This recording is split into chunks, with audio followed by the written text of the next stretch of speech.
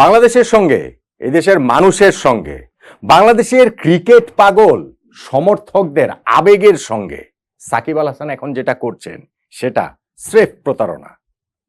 অবশ্য শুধু প্রতারণা বলেই আমি এটাকে আটকে রাখতে চাই না। আমার কাছে সাকিব যা করছেন সেটা প্রতারণার চেয়েও বেশি কিছু, অন্য একটা শব্দ দিয়ে আমি এটাকে আসলে ডিফাইন করতে চাই। আর এই দেশের সমর্থকদের মানুষের আবেগের সঙ্গে সাকিব যে কিভাবে খেলা করতে পারেন সেটা আমরা অতীতে বিভিন্ন সময় দেখেছি। আমি সাম্প্রতিক একটা উদাহরণও আসলে দিব, তাহলে আপনি বুঝতে পারবেন যে সাকিব এখন যেটা করছেন সেটা স্রেফ তার টিকে থাকার জন্য যেন তেন ভাবে, এবং সেই প্রতারণা করে প্রকারান্তরে বাংলাদেশের সর্বনাশটাই কি তিনি করছেন না?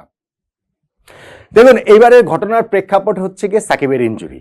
সাকিব যে ইনজুর্ড হয়েছেন সেটাই তো ভাই আমরা জানতাম না। এই যে চেন্নাই টেস্ট চলছে, প্রথম ইনিংসটাতে সাকিব প্রথম 52 ওভার তাকে বোলিংই করানো হয়নি।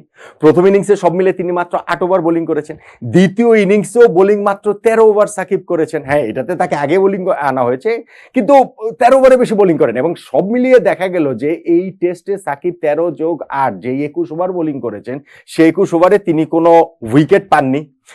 উইকেট পাননি সেটা না, কারণ সাকিব তার ক্যারিয়ারে এর আগে যে 69টা টেস্ট ম্যাচ খেলেছিলেন তার মধ্যে 10টা টেস্ট ম্যাচেও তিনি উইকেট পাননি। ক্যারিয়ারের প্রথম 3 টেস্টেই তিনি উইকেট পাননি। কিন্তু সাকিবকে এইখানে যেই বিবর্ণটা লেগেছে তার একটা ছোট্ট প্রমাণ হচ্ছে গিয়ে 2 ইনিংসেই তিনি রান দিয়েছেন হচ্ছে গিয়ে 6-এর উপরে করে ইকোনমি ওভার প্রতি।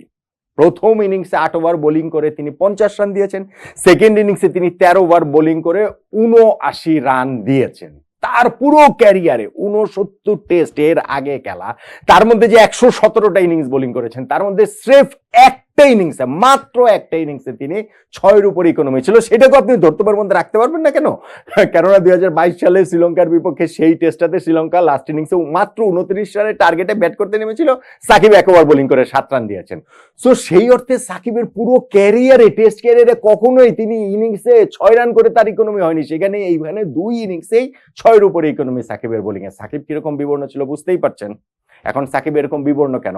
সাকিব ফর্ম হারিয়ে ফেললে একটা কথা, কিন্তু ধারাভাষ্য দিতে এসে মুরলী কার্তিক একটা বিস্ফোরক কথা বললেন, একটা ভয়ঙ্কর তথ্য তিনি দিলেন যে সাকিবের সঙ্গে এই দিনের খেলা শুরু হওয়ার আগে তিনি কথা বলছেন। মুরলী কার্তিক হচ্ছে গিয়ে ভারতের সাবেক বাহাতি স্পিনার, তিনি হচ্ছে এখন কমেন্ট্রি করেন।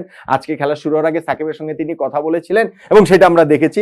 সেই কথা কি কথা হয়েছে সেটা তো আমরা জানি না। মুরলী কার্তিক এসে ধারাভাষ্যে সেটা তিনি বললেন যে সাকিবের অবস্থাটা তিনি ফিল করতে পারছেন, কেননা সাকিবের যে স্পিনিং যে ফিঙ্গার সেখানটাতে একটা সার্জারি হয়েছে। স্পিনিং ফিঙ্গার মনে বা হাতের এই তর্জনীতে একটা সার্জারি হয়েছে, সেই জায়গাটা হচ্ছে গিয়ে ফুলে আছে। সাকিব ওইখানটাতে ব্যথা অনুভব করছেন, বলটাকে ফিলই করতে পারছে না। সাকিবের কাঁধেও সমস্যা রয়েছে, যেই কারণে সাকিবের বোলিংটা আসলে ওইরকম যথাযথ হচ্ছে না। কিছুক্ষণ পরে কমেন্ট্রিতে এসেছিলেন যে তামিম ইকবাল, যিনি এই টেস্টে কমেন্ট্রি করছেন, কমেন্ট্রি ডেবু মানে অফিসিয়াল ডেবু আমরা এক অর্থে বলতে পারি।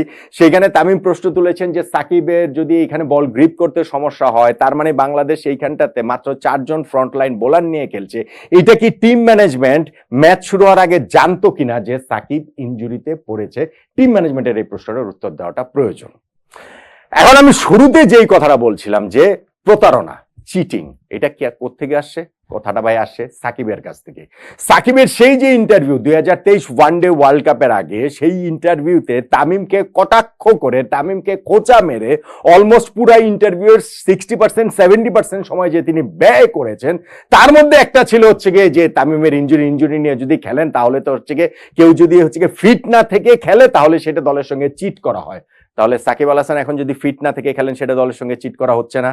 এবং সেই ঘটনা কি একদিন 2 দিন করে ঘটছে? সেই ঘটনা তো টাইম এন্ড অ্যাগেন ঘটেই চলেছে।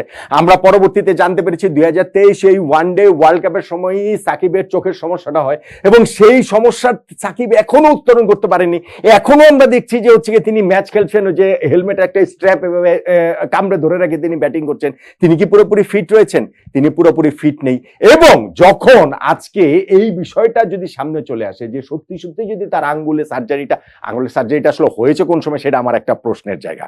কেননা সাকিব পাকিস্তানের সঙ্গে যে টেস্ট ম্যাচটা খেললেন, সেই টেস্ট ম্যাচ খেলার পরপরই তিনি ইংল্যান্ডে চলে গেলেন। আমরা 3 সেপ্টেম্বর পর্যন্ত টেস্ট হয়েছে, সাকিব ইংল্যান্ডে গেছেন। 9 তারিখ থেকে তিনি কাউন্টি ম্যাচ খেলেছেন সারের হয়ে, 9-10-11 4 দিন ম্যাচ খেলে আবার তিনি ভারতে চলে গেছেন। 19 তারিখ থেকে আবার টেস্ট খেলছেন। ফলে সার্জারিটা কি এর মধ্যে হয়েছে? এর মধ্যে হওয়ার তো আমি কোনো সুযোগ দেখি না। কিন্তু সার্জারি এর মধ্যে হয়েছে কি হয়নি এইটার চেয়ে গুরুত্বপূর্ণ আমার কাছে মনে হয় মুরলী কার্তিক যেই কথাটা বলেছেন এটা যদি সত্যি হয় যে সাকিব ইনজুরিতে আছেন এবং সাকিবের আঙ্গুল ফুলে গেছে, তিনি বলটা ফিল করতে পারছেন না, তার কাদেরও সমস্যা রয়েছে। সো এত কিছু থাকা মানে তো সাকিবের আসলে বোলিং এ পুরোপুরি নির্বিষ হয়ে যাওয়া, সাকিবের এইখানটাতে ফুল এফোর্ট না দিতে পারা। ফুল এফোর্ট মানে কি, একটা স্পিনার যদি তার বোলিং ফিঙ্গারে যদি ফিলটা না পান তাহলে ভাই 50% 60% ওইখানেই চলে যায়। সাকিব তাহলে খেলছেন কেন, কি কারণে খেলছেন? এটা কি প্রতারণা না? তামিমের কথা তিনি যখন ওইভাবে বলতে পারেন যে ফিট না হয়ে খেললে সেটা চিট করা, তাহলে তিনি যে গত 6 মাস 8 মাস ধরে মোটা দাগে চোখের সমস্যা নিয়ে খেলছেন সেটা চিট করা না? এবং এইখানটাতে আঙ্গুলের এরকম সমস্যা নিয়ে, স্পিনিং ফিঙ্গারের এরকম একটা সমস্যা নিয়ে তিনি যে খেলছেন সেটা কি চিট করা না? অবশ্যই চিট করা। এবং সেই জায়গাটাতেই আমার কাছে মনে হয় যে এই মানুষের মানে আমি বলছিলাম যে মানুষের আবেগটা নিয়ে তিনি কিভাবে খেলতে পারেন সেটা তিনি খুব ভালোভাবে জানেন, খুব ভালোভাবে তিনি বোঝেন কিভাবে কোন সময় কিভাবে কোনটা কাজে লাগাতে হয়।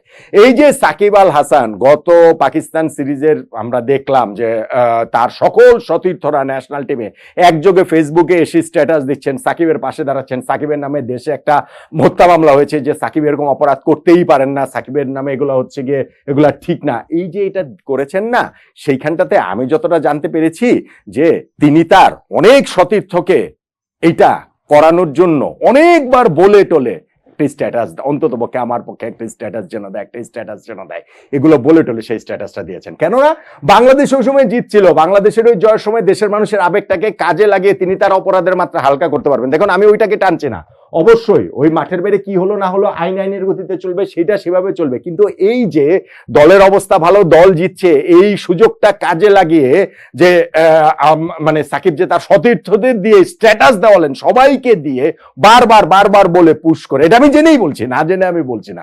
ইভেন আমি আপনাদেরকে এটাও বলি যে প্রধান উপদেষ্টার সঙ্গে যে দেখা হয়েছে সেই দেখা হওয়ার ডেটটাও যেন 14 তারিখে হয়, যে সাকিব কাউন্টিটা খেলে ঢাকায় এসে ওই 14 তারিখে দেখা করে তারপরে যেন যেতে পারেন, তাতে তার সকল অপরাধ যেন হালকা হয়ে যায়, সেই চেষ্টাও তিনি করেছিলেন।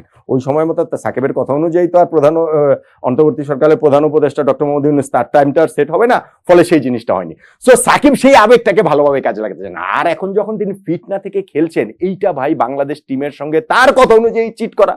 সাকিব তার মানে ফিট না, তার মানে আমরা একজন বোলার কম নিয়ে খেলছি। কেন আমরা একজন বোলার নিয়ে কম নিয়ে খেলবো? ব্যাটসম্যান সাকিবের এখন কি আর সেই ইম্প্যাক্টের জায়গাটা আছে? সেই ক্ষেত্রে তো আমরা এইখানটাতে আরেকজন স্পিনার হিসেবে তাইজুলকে কিংবা নাইম হাসানকে একাদশে অন্তর্ভুক্ত করতে পারতাম। বাংলাদেশ টিমের জন্য কি সেটা ভালো হতো কি হতো না? অবশ্যই ভালো হতো। এবং সেই সূত্র ধরে আমি বলছিলাম শুরুতে যে কথাটা, এটাকে স্রেফ চিটিং না, স্রেফ প্রতারণা না, এটা আসলে সাকিবের একটা ভণ্ডামিও বটে। ভণ্ডামি, এটা আমি একটা খুবই স্ট্রং ওয়ার্ড ইউজ করছি, কিন্তু আমি এটা কেন বলছি? কেননা যদি সাকিব সত্যি সত্যি ওইটা বিশ্বাস করেন, করেই যদি ওইটা বলে থাকেন, তামিমের ক্ষেত্রে যেটা বলেছিলেন যে ফিট না থেকে খেললে সেটা দলের সঙ্গে চিট করা হয়, তাহলে এখন যে তিনি ফিট না থেকেও খেলছেন, এটা দলের সঙ্গে চিট করা না? এটা তিনি বুঝতে পারছেন, বুঝতে পারার কথা, তারপরেও তিনি যখন খেলেন, তার মানে তো ভাই এটা ভণ্ডামি। তার মানে তো তার দুই মানে অবস্থানটা এক এক সময় এক এক রকম থেকে গেল।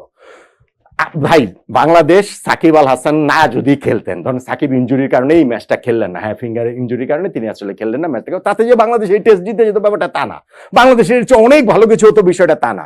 কিন্তু একটা মানুষ তো ভাই তার কথাতে ঠিক থাকবে, তিনি যেটা মনে করেন, যেটা বিশ্বাস করেন, সেইভাবে তো অন্তত পক্ষে আমরা তো রোল মডেলদের সেইভাবেই জানি, সেভাবেই চিনি। সাকিব সেই কাজটা করতে পারেননি, ব্যর্থ হয়েছেন, এবং সেইটা